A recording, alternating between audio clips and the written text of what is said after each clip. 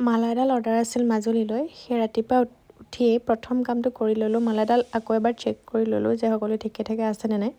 তাৰপিছত ধুনীয়াকৈ পেক কৰি বেগটোতে ভৰাই দিলোঁ, যিহেতু মাজুলীলৈ যাব সেইকাৰণে সোনকালে আজৰি হৈ থাকিলে চিন্তাটো শেষ।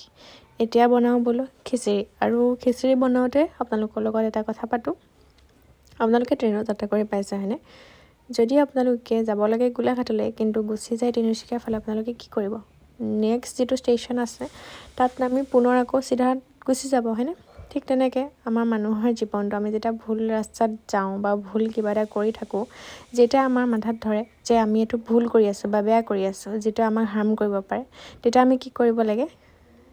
যেতিয়া আমি সেই ৰাস্তাটো বাদ দি যিটো সঠিক ৰাস্তা সেইটো ল'লে আমাৰ জীৱনবিলাক ভাল হ'ব হয়নে? কথাটো কিয় ক'লোঁ? কাৰণ আমি মানুহ হয়, মানুহ সকলোৰে ভুল হোৱাটো স্বাভাৱিক, কিন্তু সেই ভুলখিনি শুধৰাই আগবাঢ়ি যাব পৰাটোহে আচলতে জীৱন।